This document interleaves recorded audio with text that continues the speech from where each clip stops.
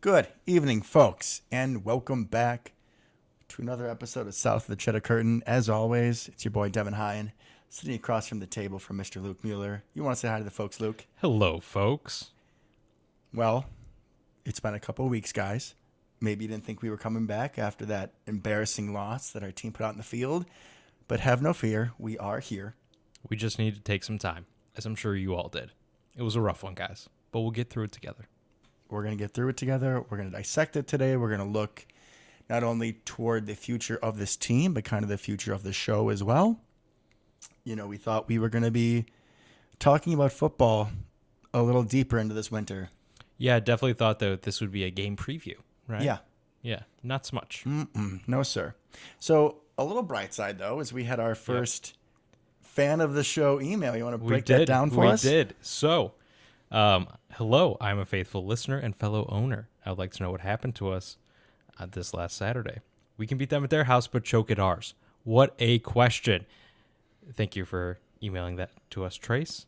She signed that Luke's favorite aunt, which is, may or may not be true. I'll leave that hanging for her to find out later. That's not going to be a hot take during this show. No, not going to be a hot take for that during this. But my only Packer fan aunt. So right now, she's got a pretty strong case. So appreciate that. And what a question. It's a question this whole show's about, isn't it? Mm-hmm. So I'm not trying to toot my own horn too much. Or, I mean, not even just my horn, yours as well. We should have pulled up the episode to pinpoint it, but I remember week 3, week 4, week 5, somewhere early on, saying with our special teams blunders, you can get by with these mistakes against some teams, but this is how you lose in the playoffs. And when I said that, you know what I envisioned? I envisioned a back and forth game against a team where it's a shootout, and the Packers defense makes a stand, and we get the ball back. We get the ball back on a punt, and Amari fumbles, and that's how we lose. Or maybe we're driving for the game-winning field goal, and the Silver Fox misses. No faith in the Silver Fox, Devin. I'm not going to say no faith, but when I was talking about, special teams losing against a game in the playoffs, that's the sort of thing that I imagined. This was so much worse. So much worse, honestly. This was my worst nightmare as a Packer fan. Because, right, we've had plenty of heartbreak losses in the playoffs. Plenty, right? And they generally all fall to the same couple things, right? We can go back to anytime we see the Cardinals in the playoffs. Really weird things happen, right? Both heartbreaking games. Incredible moments in those games that I'll cherish forever. All hail Jeff Janis. But amen to that. And Spencer Havener. True. But we have that, right? We have the Seattle game. We have anytime we play the Giants. We have some heartbreaking losses in our past, right? This one, due to the circumstances, I think, and the expectations, hurts a little bit more. Yeah, there's a lot more riding in this game, but I pointed out to you, I think, in conversations we've had, before our show tonight, was that this one you sort of had little bits of several different losses. So you have special teams difficulties, which, you bring up the Seattle game with the faked field goal that Seahawks scored on and the onside kick. I mean, we have just as bad special teams snafus. Yes, we're bringing it back from this last game. Snafu, great word. Packers special teams are allowing me to use it. They are. Way to bring it back, guys. But you also had, I believe we discussed before the game, that, there are a few times where we had home playoff games in the Rodgers era. I'm thinking like 2012, where that team was stacked against the Giants. And I think maybe it was 2014, 2015, when Kaepernick and company, the Niners, came into Lambeau, where we had back and forth games, but we lost on uncharacteristic fumbles at key moments. True. In this game, we had both. We had both of those two different narratives, right? Now, the one narrative that did not make it to this game, that we have seen in most of our playoff losses, right, is the defense doing something stupid at the end, right? I cannot remember a better Packers defensive performance. Yeah, neither can I. Certainly not in the playoffs. I mean, bar none. They showed up. They played their hearts out. If you go back and listen to our previous episode, we talked about what we had to do to win, right? What boxes we had to check. Did Debo play before that final drive? Didn't feel like it. Did Elijah Mitchell do anything? Nope. Did George Kittle really do anything? Nope. One great catch on the sideline, but that wasn't due to our poor play. No, I mean, we completely shut them down. The 49ers did not score an offensive touchdown. If we would, that or the fact that we gave up 6 points defensively, if we tell you that ahead of time, or that Debo Samuel averaged under 4 yards a carry. You're thinking we win by 20. Amari Rodgers fields 3 punts and drops none of them. Maybe 30. I mean, we should cruise in this game, right? Have to give credit where it is due to the defense, and I don't think there's any naysayers that listen to our show, but there are people in greater Packer realm. You know, you watch stuff on YouTube, you see comments that would, throw a wrench like, hey, well, on that last drive, they gave up that third down to set them up in field goal range. Are you kidding me? You know how long I was waiting for the defense to break, right? I feel like we've seen so many games over the years where the defense comes out to a hot start. The defense or the offense isn't quite keeping up with them. And you just wait. And you wait and you wait. And in years past and moments past, it's the second quarter or it's the third quarter. Occasionally overtime. Yeah. Yeah. But I don't blame them whatsoever. I Not think defensively from top to bottom, I mean, you got to highlight Rashawn Gary and Kenny Clark. Game. Those two. I mean, the future is bright on defense because we have both those guys under contract for a while. For a long time. Even Z, right? Z's first play back. First play, they line him up at D tackle, and he goes right past him. Oh, my God. It was amazing. I know you were watching the game at home. I was. That was before you got to watch the game, right? No, I actually think I made it just in time for that. It was a thing of beauty. I mean, right, it's third down or whatever. I see Z on the field. I'm like, first play back. And I see him inside. I'm like, I like what we're doing. And then just right through. Yeah, right back to the NASCAR package. Center has just no chance in hell. Blew right through him. I mean, and the defense played for most of the game without Jair. Like Jair and Za'Darius were back, but do you have the stats about how much they played percentage-wise? I do. Jair played 8 snaps, 15%, same as Kevin King. And Z, 3 snaps? Z played, he played 19. Okay. He played 19. That's more than I thought, which no dig there. I mean, these guys, it's a miracle they even come back to play. And honestly, 20 snaps for Z, roughly 20 snaps. I think that's a good spot to be. He played 35% of snaps. I like that. I think that makes sense. Preston and Gary both played low 40s. That seems to work out, right? That seems to make sense. I would have liked to see more Jair. Personally, but we don't necessarily know exactly what shape he was in, all that kind of stuff. I mean, you just kind of have to trust the coaches in that situation, that they don't want to put him in a bad spot. But I would like to see a little bit more Jair. But it didn't matter. The defense played great. Kudos to them. Not their fault. Good job. Good job. And not even just, Rashawn Gary and Kenny Clark. Some of our mid to lower level starters or contributors on the defense. I mean, Chris Barnes is someone who's a thumper. But you think that he's not a great matchup to open field tackle Debo and some other more elusive guys. And Chris Barnes was lights out. I'm going to pound the table and say it. Lowry and Lancaster, they balled their asses off too. My boys. There was a key fourth down late where they were in our territory. I think it's when it was 10-3. I don't know. It didn't matter. It was in a key point in the game. 4th and 2. Niners going to run it. Mm-hmm. And guess who gets underneath and has the penetration and stuffs it? It was amazing. It was amazing. My boy. Northwestern's up. My boy. Rockford? No. Lancaster. It's been a few weeks. Wherever the fuck Tyler Lancaster is from. Naperville. Naperville zone. Also, I should have warned before the show. This is going to be a high emotion podcast, so children should not be listening. Yeah, I'm going to try to keep us level headed here, but Devin is coming in hot. I've cooled off in the last couple weeks. Devin has not. So we'll see where that takes us. It's going to be a good episode. That was that's the play where I thought we won the game.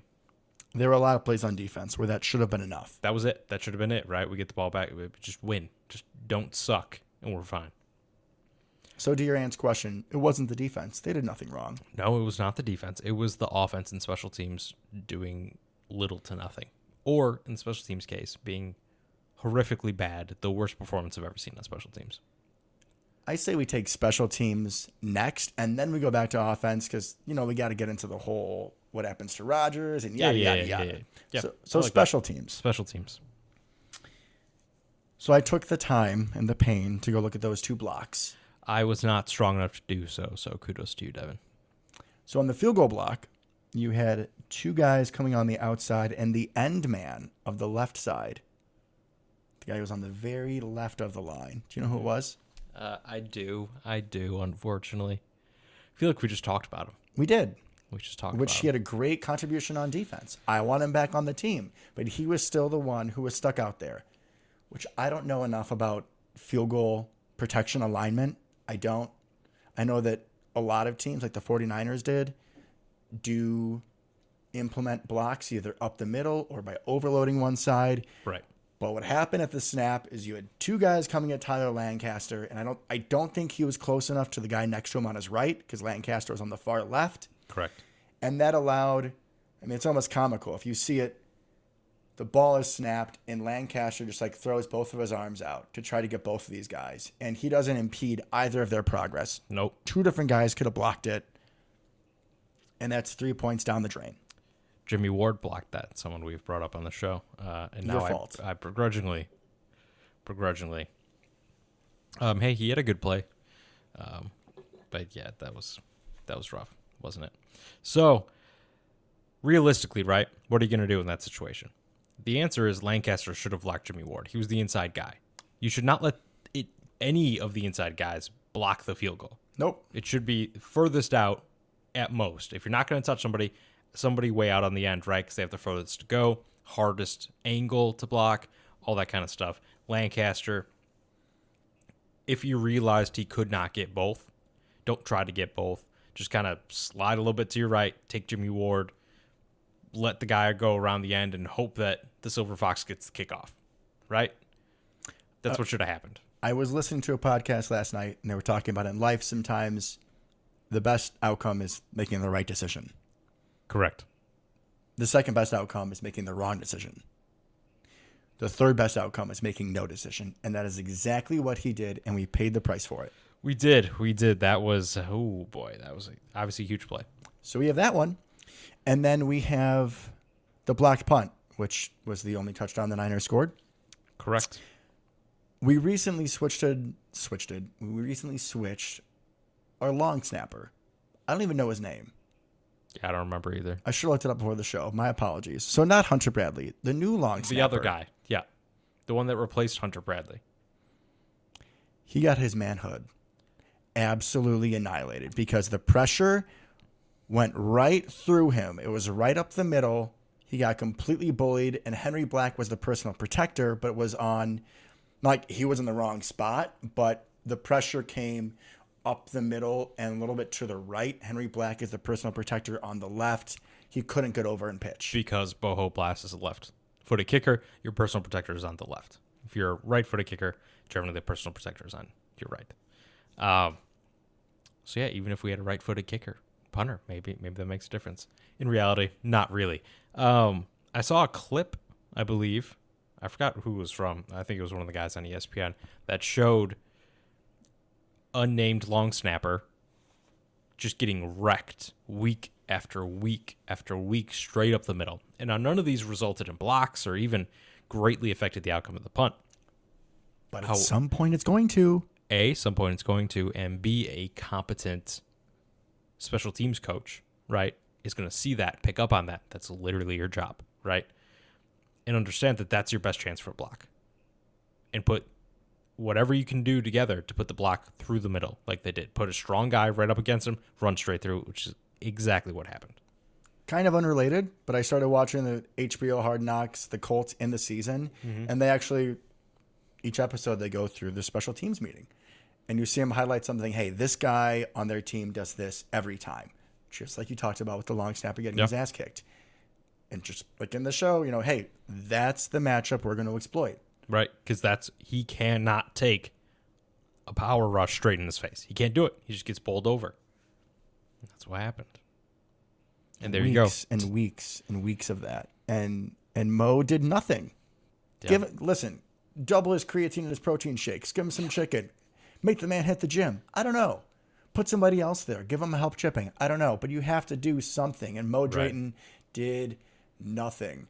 I don't know, and we'll never know, who we could have gotten midseason if we fired him like a lot of Packer Nation was pushing to by like week 6. I wish we did. I think realistically, probably nobody, right? I imagine you just kind of promote everybody from within at that point. Interim, special teams coach, that kind of thing. Would that have made a difference? You hope so. Don't know, though. We don't. However. But there's 10 points right there. There's 10 points. But, you know. And we lost by 3 for those of you that don't want to do the math. We lost by 3. There's 10 points. Defense gave up 6. There's this other part of the team that plays that also has a big fault in this loss. Yep. Is it time to go to the offense? Yeah, I don't particularly want to, but we probably should. So our Packers offense started out great. We went right down San Fran's throat with a great. Nice mix of runs and passes. We did some of our old school RPO stuff. You know, kind of getting some guys moving in motion. It looked like the Matt LaFleur offense.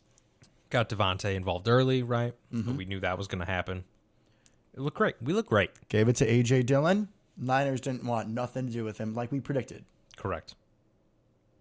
Had no problems with the pass rush. We looked great. Yeah, we were fine.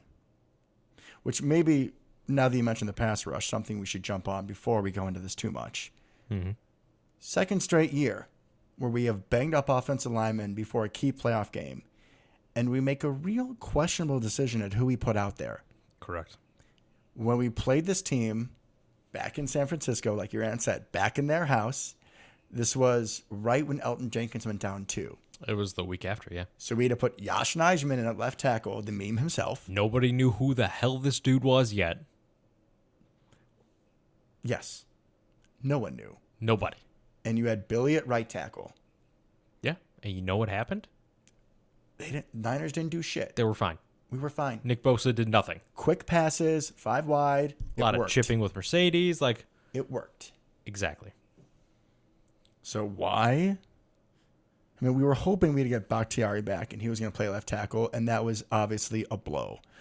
But I still would have felt confident in the line if you had Billy at right tackle, who was healthy and fine, and Yosh, to my knowledge, was also healthy and could have played left tackle. But instead, let's just play musical chairs.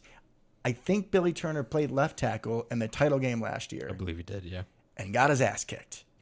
And he was, I mean, realistically, one of the best right tackles in the league this year. I mean, he played phenomenally. And we don't really think of Billy Turner as being like in the same breath as Elton Jenkins and David Bakhtiari, obviously, right? But this year he played really, really well at the right tackle position. So, yeah, I definitely questioned why we would change that. I mean, because now you're weakening 2 positions by putting Dennis Kelly out there at the right tackle, right? Or at least you're not strengthening the left tackle side very much because Billy Turner hasn't looked great as a left tackle, which is fine. He's a great right tackle. Leave him there. Yosh has looked so much better at left tackle. It was mind-boggling, that decision. Yep. Leave Yosh over there, chip with Big Dog, do what you got to do, get the ball out quick, whatever. That's what I would have done. Definitely. I was surprised when I heard that lineup change. I think I texted you about it right when I heard it too. Like, this is weird. And this is not the right choice. And we were right about that one. We were. So first drive goes great. Niners get the ball back. Defense says, no, thank you, Debo. You guys are going home. We get the ball back. We're driving. We get past midfield. Throw a little out route. I think it was like it wasn't even out route. It was a rollout on a play action to Mercedes Lewis. You know, gets it 4 yards, and then Fred Warner comes and strips the ball. And I had a real feeling in my stomach then. Yeah. With that fumble. It's like, that doesn't happen to us when we win. No. Right? It doesn't. Things like that just don't happen to us when everything goes well and we win the football game. You think about someone who's going to fumble. Like, Mercedes is probably bottom of your list. Yeah, I'd put him dead last. Yeah. He's physical, leader, grandpa of the team. So when he fumbles, that was just not a good path we were going down. No, that was definitely a gut punch. It's like, okay, we did not need that. And you think, oh shit, here we go. And then the defense forces a 3-and-out, and we get the ball back. You're like, all right, let's go. And the Packer offense that we knew and loved was never seen the rest of the game. Correct. So, how many passes, without cheating, Devin, went to people not named Aaron Jones and Devontae Adams? 4, 3, 3. We'll go completed. Let's do completed passes, not to Devontae Adams and Aaron Jones. So Big Dog had the one which he fumbled on. That's 1. Yep. And then Lazard, I think, had a slant in the third quarter when I still had some hope. I'm going to say 2. Yep, that's it. That's the list. 2 receptions from not Aaron Jones and Devontae. Devontae and Aaron Jones had 9 apiece. You can't do that. What was the point of fussing about not having a slot receiver? What was the point about bringing back Randall Cobb? If you don't use him. Correct. You have to throw them the ball. Randall Cobb got 1 target. Your boy Josiah got 1. And then, you know who was 3rd in the team in targets this game? Don't say Dominic Daphne, I swear to God. Daphne. So we have the Mercedes fumble. Correct. And then it's either the next drive or 2 drives after. DeGuara is down the middle on a post and just completely drops the first down, which... That was a gut punch as well. That was a gut punch, and that was really shifting the game into Aaron can only trust Devontae, which he's shown in the past that he trusts Lizard King. Randall Cobb is his boy. The fact that he zeroed in so much on Devontae, it almost looked like Jordan Love against Kansas City. Yeah, I mean, you're not wrong. You're not wrong with that. It's just... It was really rough. It was really rough to watch him just kind of forego all of our receiving options besides Devontae and Aaron Jones, obviously. A little bit different there, but just...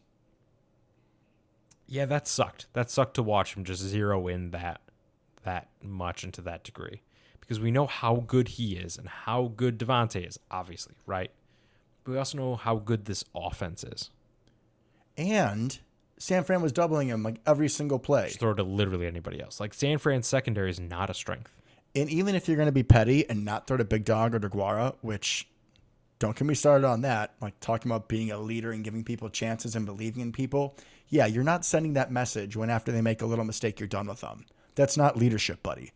I told you Devin was going to be hot. Yeah. Well, when we put in so much time and effort into this show and then he just shits the bed in the playoffs and looks like he couldn't care less, I'm going to bring a little fire.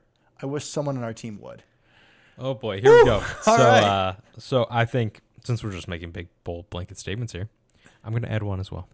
And I think part of the reason why this one hurt so bad for me personally, why I was just...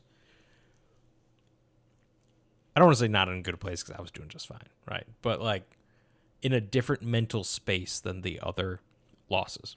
Part of that is, and we'll get into it, the future potentially, what that looks like. But I think part of it was, this one's on him, right? And you can't really say most of our other playoff losses are on Aaron. The amount of times that we've gone into overtime and just never got the ball back ever and we lose, that kind of thing, or Aaron loses in a shootout, or something weird and wacky also happens, which we got some of with the special teams, right? But just, you come out of this game, you're like, Aaron, San Francisco didn't score a touchdown on offense, right? Everything we already talked about. You had guys screaming open that you just completely ignored. And you just didn't get it done. It's I felt hollow inside after this game. And I got up, I walked into the kitchen where we are now, and I just stood here. My wonderful wife, Sally, was in the other room thinking I was a crazy person. I was. But I was just I didn't know what to do with myself. This was a different kind of loss, and how we lost made me feel that way. The fact that Aaron just failed miserably. Just couldn't get it done. Didn't look super engaged on the sidelines. It's not the quarterback that I've come to know and love, right? That we have grown up with. This wasn't that guy. I don't know what happened, but this wasn't him. The guy that I'm used to seeing, I have full faith in. 100%. He can do anything. by third or fourth quarter, you know what mindset I was in? Jacksonville. Like when we played the Saints in Jacksonville. In fact, one of the late throws to Devontae where he was clearly blanketed both in front and behind looked like the interception he threw to Marquez. Just plain hero ball. Just F it, I don't care. Which on that play specifically, it was like 3rd and 10, 3rd and 12. You had Alan Lazard on a deep in who was screaming open. Wide open. No one even near him. Easily gets the first, probably more. Yeah, probably significantly more. I mean, he's not scoring a touchdown there. It could be 30 likely, or 40. right. When the nice cutback, he's going to run somebody over. Because there's nobody in the middle of that field. Because they're cleared out for Devontae. Which is like weird. That's kind of what the play was designed like the whole for. game plan would be defensively to stop Devontae. So maybe you should go to somebody else. Oh, man. And the thing is, maybe it's a hot take, but, you know, since we've been Packer fans, Luke, I would like for you to tell me a team that has been more complete than this one. Just a straight up better team. Please tell me. Wow. Okay. So 2020, right? Not as good as this year. No. So Blake Martinez was playing. No. I think Ty Summers did too. No. No, that was 2019. Oh, my apologies. That's 2019. 2019, actually, I mean, we potentially had a little bit better defense, but the offense kind of sucked that year. First year of LaFleur. Oh, wait. You're saying the defense is better? Ask Raheem Mostert. Ask Raheem Mostert about how that defense was. 120 yards untouched. Well, I mean, but we had Z, we had Preston, we had a real pass. Anyways, right? Maybe this team's better than 2010. We won the Super Bowl. It's a better team. 2011 was all offense, no defense. Yeah, we had Jerome McMillan back there. So 2014 probably.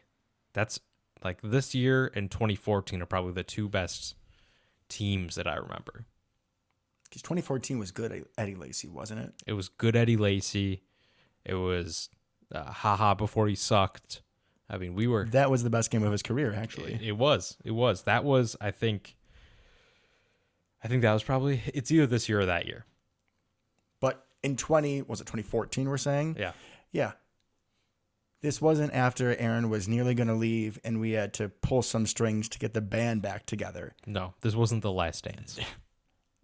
This was all the last dance. And like you said, you know, so much of the playoff losses are blamed on the defense. Or Brandon Bostic. Or Brandon Bostic. Or A.J. Hawk not taking the fake field goal tight end. Anyways. Larry Fitzgerald just galloping through our entire defense. But this one's on Aaron, and it was just really discouraging. I mean, he isn't somebody that has a whole lot of body language, but you could just see it looking at him. He looked uninterested. He looked cold. He looked old. That's not him, right? He's been saying on the Pat McAfee show for weeks, oh, you got to get those games in Lambeau. The colder, the better. And he normally plays great in the cold. Really, Aaron? We've talked about on the show. If that turtleneck comes out, man, we win, except for this game. Speaking of trends and winning, so we've also now completely lost the power of the belt. Oh, God. Yeah, you're right. Oh, man. I honestly didn't even think about that yet, but they whipped out the belt, and we did not respond. No. So we're going to do a little recall for people who are like, what are they talking about? So Aaron Rodgers, does his belt. He started it really in 2010, that Super Bowl run. He hasn't really actually done it much. He hasn't done the belt in years. Yeah. Yeah, he did it like one time this year. That was it. But defenders will still mock after a good play against him. And I would say before this game, we were like 6-0 when a defender mocks the belt. I think it was actually more like 11-1 or 11-0. It's ridiculous. I don't think we've lost a game. It's ridiculous. And then on one of those, so many numerous drives in the second half where the defense did their job and we got the ball back. It's like 3rd and 13. And Aaron's trying to get it to Dominique Daphne, which, again, the amount of, I believe it's 12 personnel that we used where you have 2 tight ends when you weren't going to throw to Mercedes and you weren't going to throw to Josiah. That means what? You're going to throw to Dominique Daphne? Apparently. Really? So it was after Fred Warner. I don't even know if he had to bat the ball away from Daphne. Daphne was not going to get it, and he did the belt. And I was like, oh, all right, well, there's some hope. Right? Because we feel good fans. We feel good when the belt gets done. We're like, oh, here comes go. the gauntlet, right? We had the Mercedes fumble, which I knew like gut punched me, and I was like, oh God, here we go. And I was like, oh wait, no, he did the belt. We're good. We're fine. Aaron's gonna do something. Yeah, we're gonna destroy them now, right? Lies. Did not happen. And something that we're not gonna know, but I would really like to, after that Mercedes fumble, the offense looked like Mike McCarthy's traditional bullshit. A lot of verticals, a lot of vertical routes, not spreading things out horizontally. Which also just does not work for this team. We don't have the horses for it. And doesn't work when we're playing San Francisco's pass rush. Like, No. did we not see the lessons? You don't have time for that. How do we beat them last time? It's still the same team. Quick passing. And adjustments we made instead were, let's try to go deep with a makeshift switched offensive line against phenomenal pass rushers and see how that works. When we don't have our fastest wide receiver. I think, Devin, I understand your love for MVS. I really, really do. You know I don't love him as much as you do. But, like, I don't really want to go deep with anybody but MVS. Not really. I mean, Lazard occasionally kind of sneak back there because people forget he's a person. But, like, Devontae's not the guy that's going to go streaking down the field. And without MVS, you allowed even more safety attention for Devontae. And the safeties could just kind of creep up and defend that middle of the field. Right. Because they know we're not going to be able to go vertical successfully on them. So even if MVS isn't, getting 6 bombs for 200 yards, him not playing was still a factor. Completely correct. And also, if we're going to do 12 personnel like you talked about with multiple tight ends, we don't have a good receiving tight end. Right? That was Big Bob. I know you love Josiah. It was not the same thing we talked about. Pause. I did love Josiah. Okay, fair enough. Are you recanting that a little bit? I'm recanting that, yeah. Okay. That was a big drop. There was nobody there. It was right in the breadbasket. That would have been a big play. And it also, like, landslides. It makes that snowball of bad momentum that much worse. And I'm sure contributed to Aaron tunnel vision. Yeah, I would agree. But you're right. If we're going to go 12 personnel, and we can't attack downfield with our receivers much, really, anyways, right? We don't have a tight end that can go down the seam. It's not going to be Big Dog. We both love Big Dog. He's not going to catch the ball 25 yards down the seam. It's not going to happen. It's just not a thing anymore. You just dominate Daphne. Didn't get any targets after. Right. So, I mean, it doesn't even matter. But when you have 2 out of the 3 tight ends in the doghouse and the other one's Daphne, why are you going 12 personnel? Right. I mean, Cobb is like Aaron Rodgers' best friend and has been clutch several points throughout the season. And EQ really grew on me this year and was a physical presence. And, when A.J. Dillon went down, that was a big blow. And I think that's actually good. I'm glad you brought that up because 12 personnel makes sense if you're going to run A.J. Dillon, I think. Because you want some big bodies out there, maybe get Daphne. I assume he's a better blocker than Josiah. You put Big Dog out there, right? And you run A.J. Dillon up the gut. That's what you do, right? That's a legitimate plan. That makes sense. If that's like, okay, this ain't working. No one's getting open, whatever. Let's just pound the rock, right? But A.J. Dillon going out, huge in that game, right? And it was on a kickoff return or something. Which, again, most teams don't put that many starters out there, but we had to because our play was that piss poor. Yeah, because we sucked so bad. But honestly, I mean, if A.J. Dillon doesn't get hurt, there's so many what-ifs in this game. If he doesn't get hurt, I think we win because we had a couple opportunities to more or less just kind of grind it out and when we just needed a couple yards or whatever. And our boy Aaron Jones just didn't get it done. And he had a great game. He had a great game overall, especially receiving. But there were several times in this game where you're like, man, I really wish A.J. Dillon would just run straight up the middle for 2 yards to get the first down. And we just couldn't do it without him.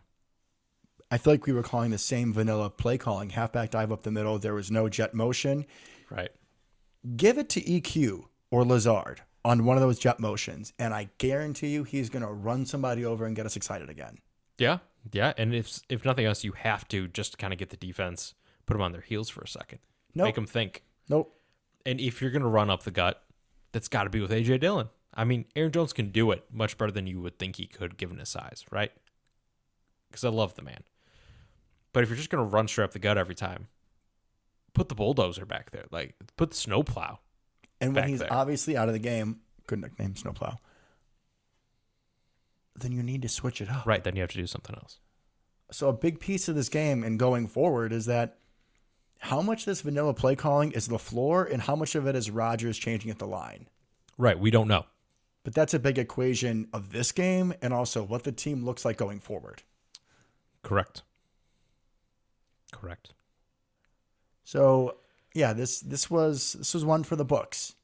Yeah, like I said, this one hurt a little different, I think. This one hurt a little different. So let's talk about something else, shall we? On to the future. All right. On to the future. I'm not sure this is going to be any happier. It's going to be happier. I think Devin's going to be a little pessimistic over there, but you know what? I'm going to bring the sunshine and rainbows. All right, so a couple of things we have to touch on. So thankfully, the Packers finally came to their senses and got rid of Mo Drayton. So no Mo. Now, I do want to preface this a little bit by saying I've heard nothing but amazing things about Mo as the person, right? Apparently, he's a great guy. People love him. Just does not seem to be a very good special teams coach. I wish him the best in whatever his future endeavor is. Agreed. He is a great dude. Everyone loves him. I would have loved for him to make some different choices with personnel and coaching. Without a doubt. I wish him, like you said, the best in his future endeavors. I'm glad you're not my special teams coach anymore. Oh, yeah. 100%. 100%. So I'm glad that we finally did that. So we hired Rich Bisaccia. Thank you, because I would have not said that right. Yeah, when you said it last time off air, there were like L's in it, and I don't really know where that came from, but especially when he was a big storyline this year, right? I'm surprised he didn't get the Raiders head coaching job. I'm not, because they're kind of dumb, but besides that, right? But so he was the interim head coach, stepped up after the whole John Gruden snafu. We're going to try to work that word in as many times to keep this episode a little lighter. But he kind of stepped in there. And he stepped in, and I think that was a surprise to some people that he was named interim head coach. And I know that that's pretty common for special teams coach, right? Because they have to know everybody. They deal with offense, they deal with defense. Everyone likes them, right? But they had former head coaches on that staff at the coordinator positions. And they chose him instead as the interim head coach, which is a fascinating idea. And I think we all believed that the Raiders were completely sunk when that happened. They were out of the playoffs, lost their head coach, things swirling around them. The whole Henry Ruggs thing. Henry Ruggs, Damon Arnett. I mean, they lost two at least serviceable players they spent really high picks on in recent years. They lose their coach. Like, there's just so much going on with that team. Right? So much going on. And he just comes in, stabilizes the ship, keeps everybody calm. He's a pretty laid-back dude, apparently. He'll get on you, and he's going to tell you that he loves you. People love him, right? You see him in his hotel room writing letters to the players. Love it. And apparently, it came out, Max Crosby said, their stud D-end, that he'd been doing that all year. That's just him. That's just how he is all the time. When he was a special teams coach, he was handwritten letters to people. Love that guy. Now, as a coach, right, as a special teams coach, he's not the best. But he's not the worst. And that's our goal. And that is our goal. We don't want to be the best special teams team in the league. Just don't be the reason we lose games. Correct. So some advanced metrics kind of ranked, obviously, the special teams, and it doesn't take a rocket scientist to understand we were dead last. Right, we could have been 33rd out of 32 teams. We should have been. The difference between us and 31 was the same as the difference between 31 and 23. That's a really big jump. Yeah, we were bad. We were really bad. We were like 8 teams between 31 and us bad. Really bad. Like really bad. Like really bad, guys. I don't know if we mentioned that, but we were really bad. We weren't good. So even if he just waltzes in and gets us the 20th ranked special teams unit, that's amazing. I just want competence and to stop sucking. That's it. That's all I need. I'm happy with the hire. but as a lot of other Packer media, and yes, I'm going to call us Packer media. That might be a high praise. Look at us. But other Packer media members, Peter Bukowski, Aaron Nagler, a couple other guys have mentioned that it isn't just the coach. We also have to change how we view special teams as a team, right? We've had like 3 or 4 coordinators in the past few years. Right, and it's hard to believe that they all are the worst in the league. Possible, but unlikely. So we have to, we've done part of it. We've hired a good coach. Correct. Now we have to invest in, I believe, in the draft and in free agency, guys that can play special teams. And we have talked about this a little bit before, right? When we played the Bears, I believe we brought up in that episode Jakeem Grant. We never have a guy like that. Never. I mean, we tried with like Trevor Davis, and that was a whole thing. Yeah. Who's that guy before Trevor Davis that fumbled all the time? Do you remember? Then he played for like the Lions. It's like Ross or something. Do you remember who I was talking about? Ross. It's going to come to me like 3 hours later. It's going to bother me. Anyways, he was at least a good punt returner, but he fumbled all the time. So it was kind of like hit or miss with him. Right now, we just have miss. There's never a hit. There's no upside to our special teams. It's literally all downside. So someone like Jakeem Grant would be great. Or who I was pounding the table for a couple years ago, Devin Duvernay from the Ravens. He was a 3rd-round draft pick. I wanted us to pick him so bad. He gives them a little spark on offense, and he's their main punt and kick returner. And he's great at that. Weird. The Ravens have the best special teams unit in the league literally every year, and they pick that guy. Weird. It's like they invest in it. Correct.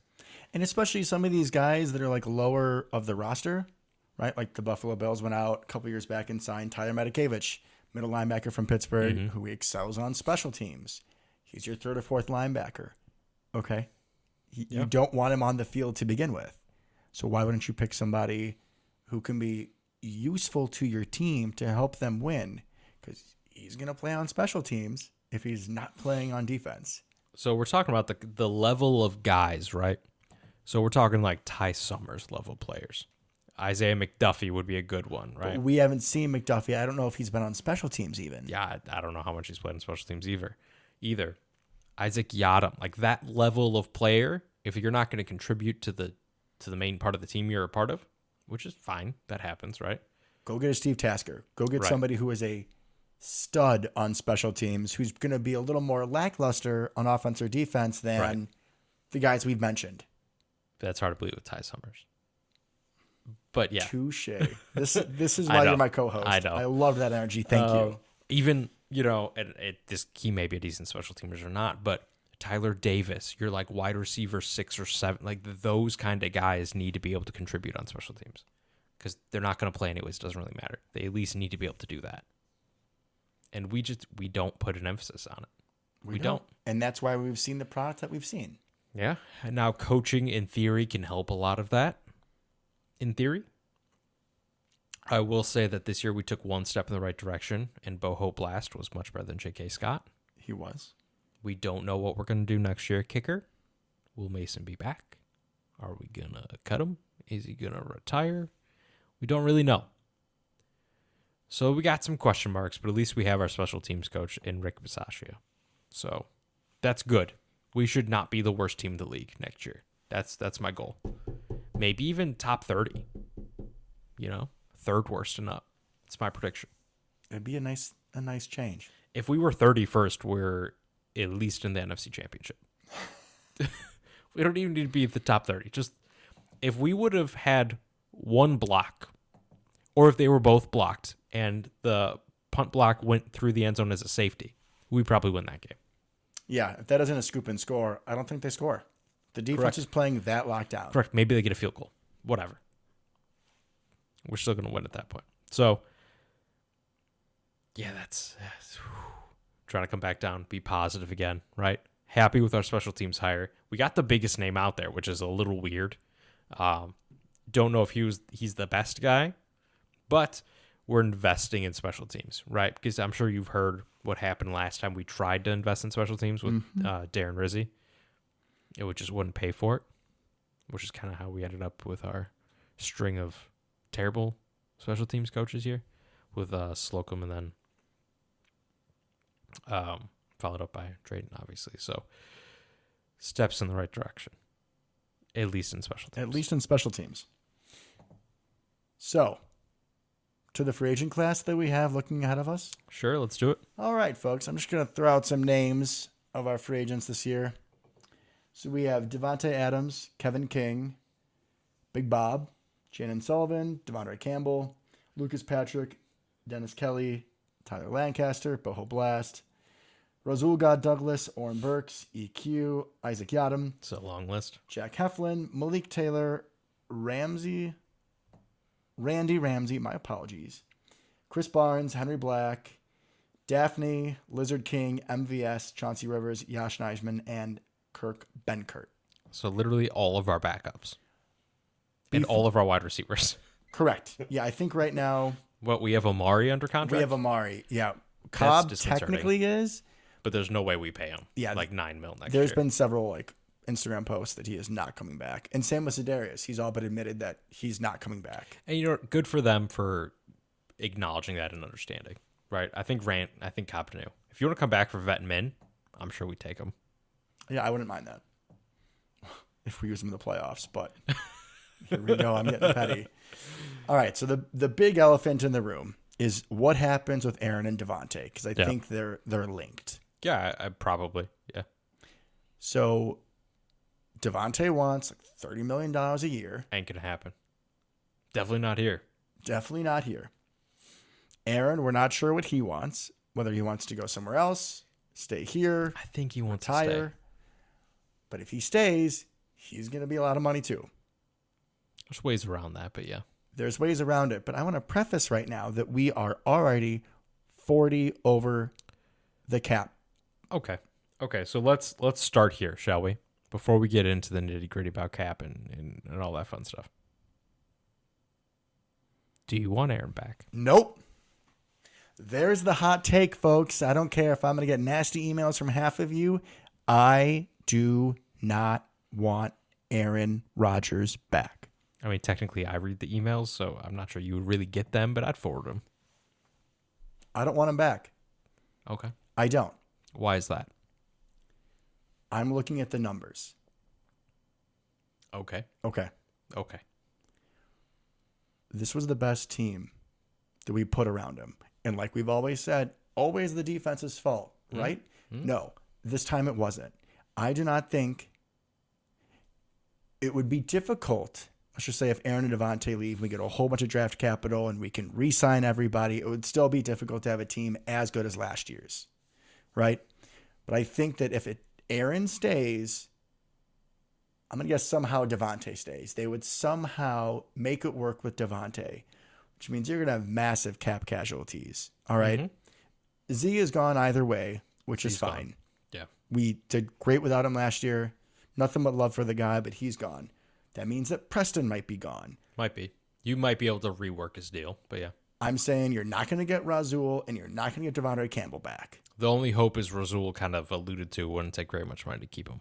But yes, I understand your point. So you lose your all-pro linebacker and you lose not your all-pro corner, but someone who made a big difference this year, right? He is what Kevin King was supposed to be. Now you could turn that around and be like, well, yeah, but you didn't have Jair all year. So you'd be gaining a better player, if that makes sense. I understand what you're saying. By I'm having Jair? I'm gonna play devil's advocate by having Jair instead of Rasul. Okay, so you have Jair. Who's your number 2, Luke? Eric Stokes. Who had potentially the best rookie season Forgot of he any quarter. existed. Fair. Okay. Now, I understand because you're taking a goddamn, that's like the best secondary in the league down several notches if you take Rasul out. Completely agree. I love Rasul. I love what he brings. The difference maker, the ball hawk, the different kind of style he brings. Love all of it. Just saying, like, we got Jair too. And then maybe Sully is your number 3, and then we got to go find a 4. Right. You're not keeping MVS. Might be hard to keep Lizard. I don't know what his thoughts are about taking a team-friendly deal. Chris Barnes is someone that could go get, I think, paid a good amount of money from somebody else. Possible. I'd even be sad if we can't re-sign Lancaster and Jack Heflin. I mean, me too, because I'd be running out of guys from Illinois, so that'd be heartbreaking. Think we Especially if Big Bob's gone. I mean, what would I do? Dean Lowry's my only guy? Yeah. What is this? You think we have money for Big Bob if Aaron comes back? I mean, the good news is Big Bob had like one good year and then got hurt, so he may not be expensive. He's restricted, I believe, so we might be able to figure that out. And I know this kills the show to say, but if we bring Aaron back and I don't know, we somehow make the playoffs with whatever defense we have, I think that my focus, my intrigue would be whatever guys we get to fill the gaps. Because I would be so pessimistic about, okay, do we even make it? And then is Aaron going to show up in the playoffs? Right? I'm being honest. That's what I'm thinking of. If Aaron is still the quarterback next year, that's a big thing in my head. We'll see what happens in the regular season, but is he going to show up in the playoffs? So here's what I would want. Okay, lay it on me. I'm so glad we disagree. This makes this episode way more interesting. We get rid of Aaron, and I love you, Devontae, but your body language when Love was playing, he's got some Randy Moss in him. Or there are times where Randy Moss would you get to see the body language. He wanted nothing to do with it. I see the same thing with Devontae, especially when Jordan Love was playing. So let's just say you somehow send them both to Denver, right? You get Jerry Jeudy. Maybe you get Surtain at corner. Well, then what do we need Rasul for? You get a couple firsts. Okay, but then you bring back Devondre Campbell. You bring back most of these free agents. Mm-hmm. You use a high draft pick on a receiver.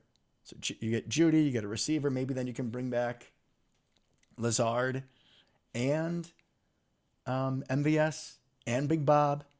Okay, you could draft another tight end. You could draft another pass rusher to take Z's spot in the rotation. I think the rotation was pretty okay without him. Just add another piece.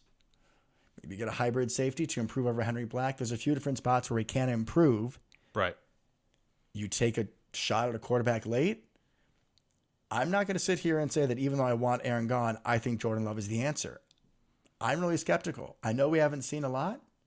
But we've talked about our feelings on him before, yeah. We have.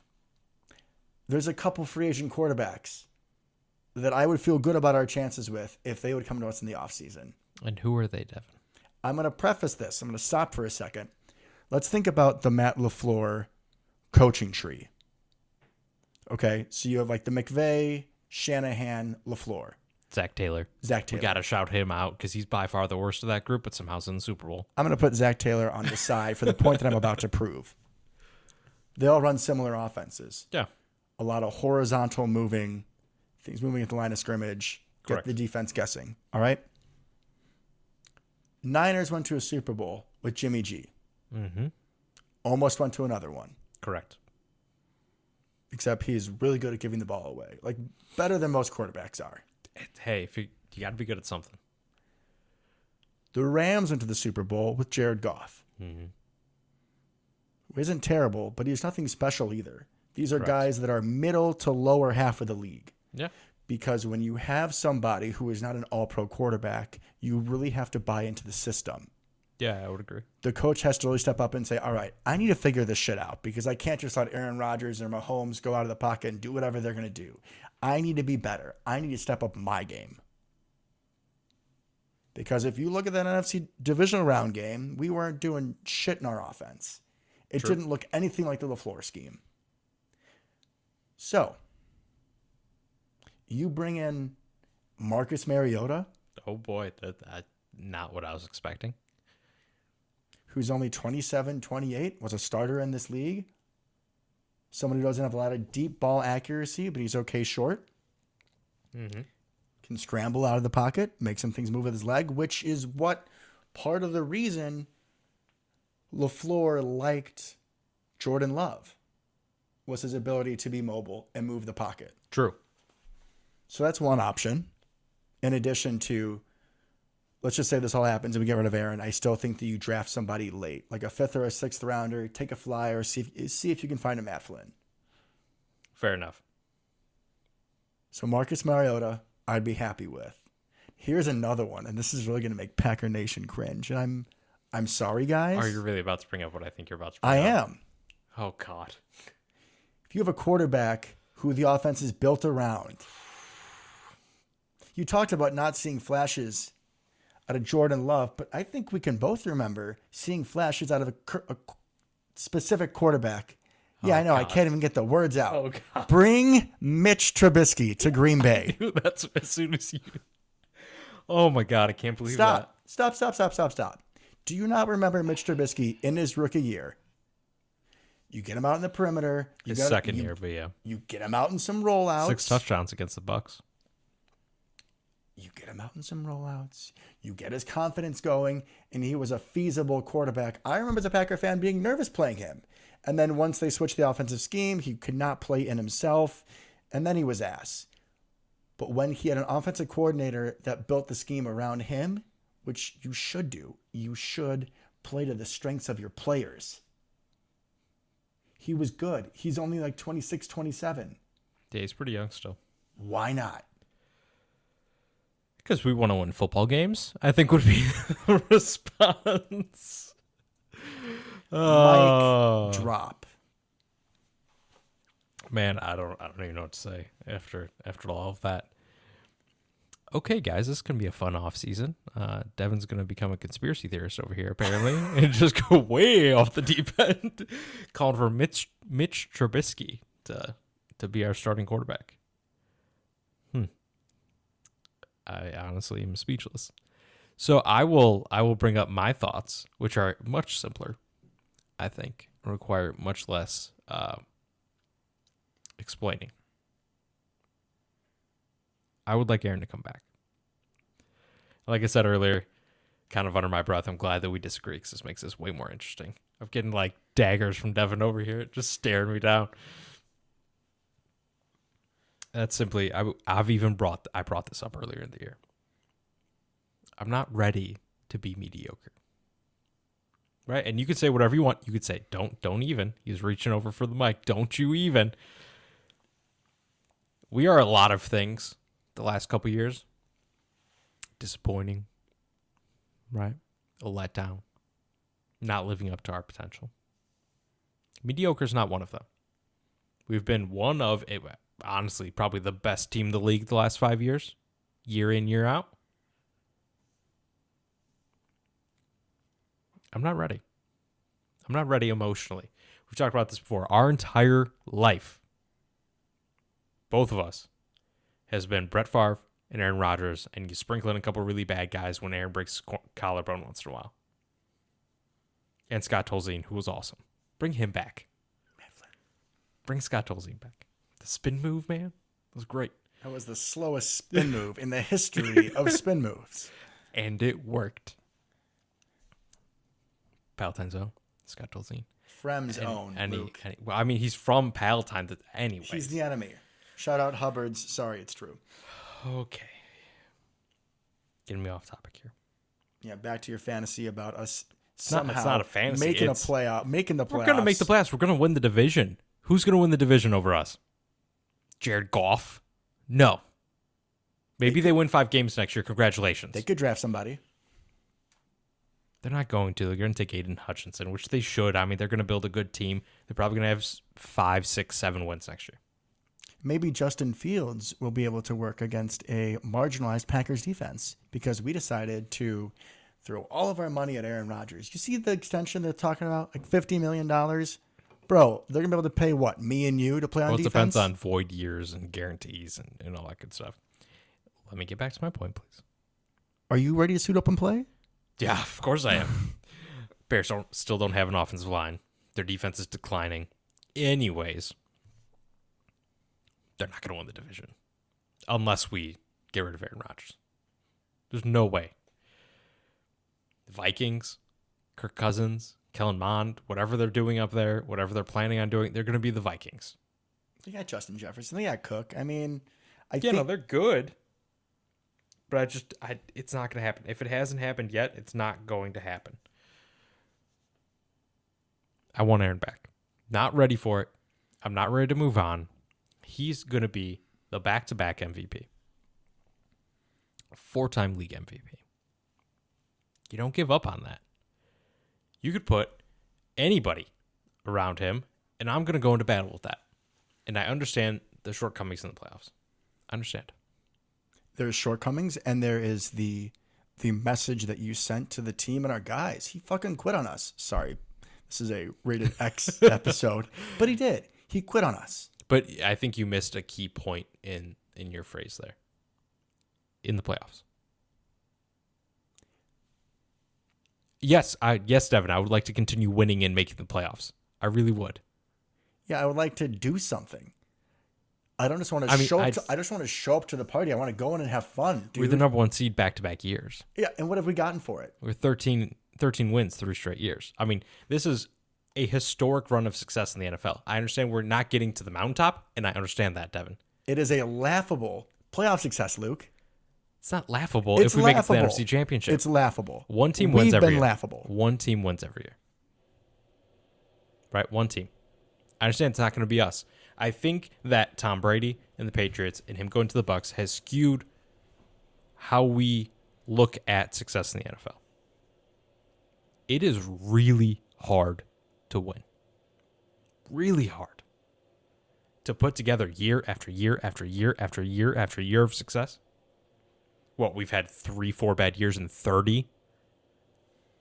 You just want to turn the page? I want to rip the Band-Aid. When we have one of the top 5 quarterbacks of all time. I would put him higher if he had more playoff success. So you just want to watch Titanic all over and over again, right? First few hours, first few weeks of the season, oh, it's beautiful, it's great, everything's wonderful. And then all of a sudden, iceberg, dead ahead. Is that what you want? I'd rather watch a different movie. And it may not be as pretty in the beginning. I don't know what's going to happen. I think you are a prisoner of the moment. And I think you would feel differently in 3 years when we have won a combined 8 games. Okay, I don't think Jordan Love's that bad. Again, I'm not saying Love is the answer, to be perfectly clear. I want Aaron gone. I'm not all in on Jordan Love whatsoever. So if we do get rid of Aaron and Jordan Love sucks, don't blame me, folks. Well, what do you want to be next year? What's the ceiling for this team if we get rid of Aaron Rodgers? Be the Colts who miss the playoffs because the quarterback sucks, but we have good defense, good run game? If we can bring back all these pieces, we have a better roster than the Colts. Maybe. I mean, you're also planning on losing the best wide receiver in football. It's not just Aaron Rodgers, right? That's part of your plan, which I understand. That makes perfect sense. If that's the way we go, that's the way we go. We're getting a young stud, and we draft someone in the first round in addition to MVS. That's if we get the young stud. We don't actually know what that trade package looks like. It's going to be big. If it's both of them to one place, you have to at least have a stud. I don't think it's going to be. I don't think very many places are going to be able to actually take on that much contract. Denver. And they've already done that by hiring Nathaniel Hackett, our offensive coordinator. Oh, God. I just want to keep winning. I want to ride this train till the end. So you're going to be really happy when we lose in the wild card next year with Aaron Rodgers? Be better than going 6-11. Wow, this is our first real disagreement on the show. It is. Now that's fine. That's fine. But you have the best quarterback in the league, right? That's the way it works. The best quarterback in the league. The best quarterback in the league that would be in the NFC Championship game if we had the 31st best special teams. Or if he could do something. Agreed. Other than one drive. Agreed. Completely agree. We literally spent the last hour and 20 minutes talking about this, whatever we're at currently. Hour and 3. I understand, Devin. However, who knows what happens if we make it to the NFC Championship game, right? We're playing the Rams. We own the Rams. Marquez might have been back. He might have been back. Bakhtiari, probably not. He might have been back. Jair plays a couple more snaps. Z plays a couple more snaps. You don't know what happens. We own the Rams. Matt Stafford ain't beating us. All right? It ain't happening. Jalen Ramsey's going to get his lunch money stolen by Devontae again. Aaron Donald's going to look like a wimp compared to literally apparently any of our offensive linemen, no matter how bad they are. Going to choke him out at some point. Right. And then we're waltzing into the Super Bowl feeling pretty decent about ourselves. Playing the Bengals of all teams, who we've already beaten. And we beat while the Silver Fox missed like 27 kicks. Oh, God. That was such a bad day. And then this whole story is different. Right? And I understand there's a lot of ifs or what ifs in that statement. I do. I understand that. But it's a quarterback-driven league. I'm not ready to give up the best quarterback in the league, especially when Tom Brady goes out. We don't have to worry about the Bucs next year. Half their team are free agents. big powerhouse gone. Right? We already feel good against the Rams. With this team, we feel good against the Rams. I feel good against the Rams with pretty who's much gonna everybody be, at this point. Who's going to be in the middle of that defense next year?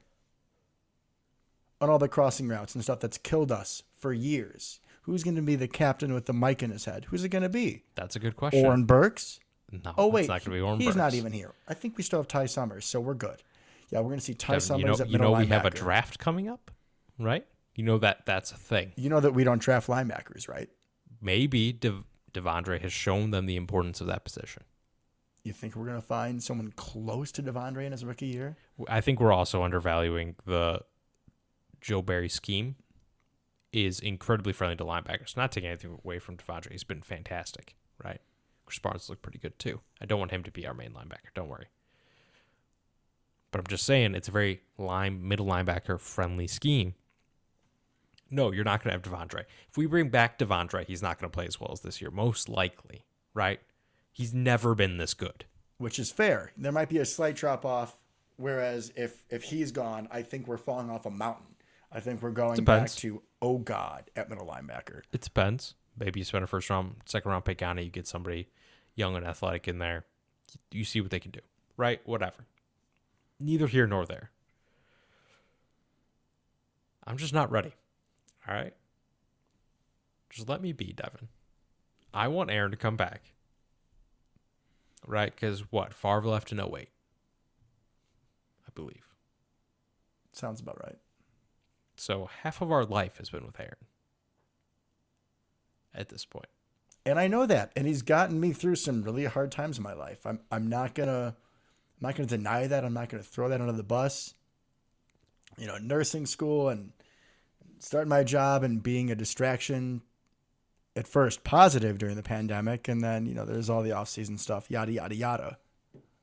There's always going to be a special place in my heart for Aaron Rodgers. He's always going to be my quarterback. Right.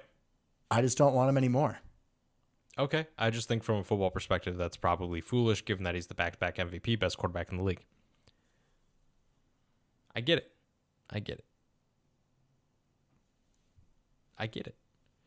Now we could go down the list of other quarterbacks who have been fantastic and not necessarily come through in the playoffs, but we don't need to. Right? I don't think we need to.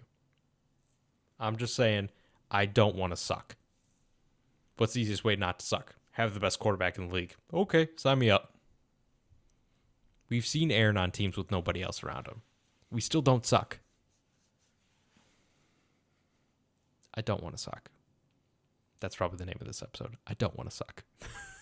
I was going to call it the funeral. So the funeral's probably a little more apt. All right, so our battle lines have been drawn. That's what you want. That's what I want. And I want to make it particularly clear that even if Aaron does come back, I'm not going to not be interested. We're not going to not do the show. Devin's going to be grumpy.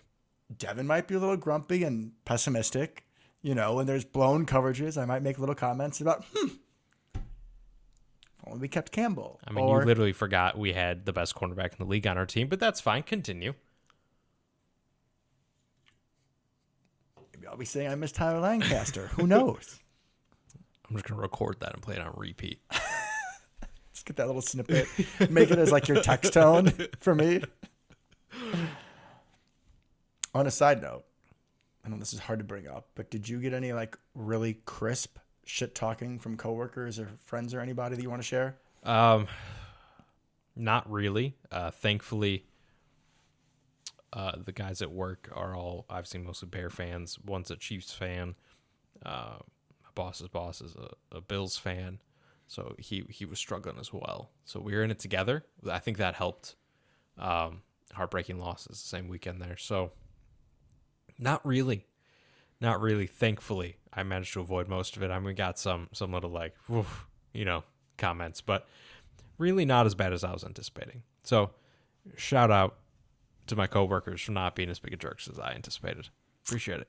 I had one that I had to share. I promised him I'd give him a shout out on the show. So one of the physicians that I work with, real cool dude, real good doctor. And he also like pumps up the show. Like I've had other people were like, oh, I hear you have a show. And I'm like, where'd you, so, A shout out to that guy. Yeah, shout out. You know who you are, my friend. So So we had a patient together after the game, and he calls me, and he's like, "Hey, Mister South of losing the NFC title game, how you doing?" Oh, that's rough. Yeah, but it was clever and made me laugh. It was. I appreciate the creativity in that. The creativity, without a doubt, is top notch. Top notch. All right. So where do we go from here? Who's going to win the Super Bowl? I think we should just wrap it up with that. I mean, we have an entire off season to talk about stuff, and also to our loyal and dedicated fans who've made it through this long with us. I appreciate you, and we will not be doing weekly anymore. At least probably for a little bit. We'll probably go to every other week. I think, right? Yeah, Something like fair. that. Maybe that changes as during different points of the season. I mean, if free agency gets really hot, maybe we have a couple episodes linked together. Maybe we have a lot to talk about leading up to and following the draft. You know, obviously, if there's big air news, we're going to have to do something about that. So. Don't you mean when there's big Mitch news? Okay. So we will be changing it up a little bit, but, stay tuned. We're not going anywhere. No, for a second, I was like, oh my God, it's hopeless. We're never going to win again. That was the best team we could have had. But we've come back from that cliff, and we are refocused. We are 100% refocused and looking forward to the future of the Green Bay Packers. It just will not be in the Super Bowl this year, unfortunately. That was a poor segue, but we're going to talk about it. Who's winning the Super Bowl? Who's winning, or who do we want to win? Those are two separate questions. Yeah, I think both of us, the answers are probably, I imagine we agree, and we think those are two different answers, right? Yes. Bengals all the way. That's who I want so badly. You got former Packer Mike Daniels. My cat's also orange. The Bengals are orange, so she's a big Bengals fan. Shout out Ginger, first time making the podcast. Not sure if she knows that. You got Joe Burrow just looking so cool all the time. Somehow getting sacked 9 times, still coming through, being the perfectly fine. Love him. What a player, and what a way to bring the Bengals out of the desert, right?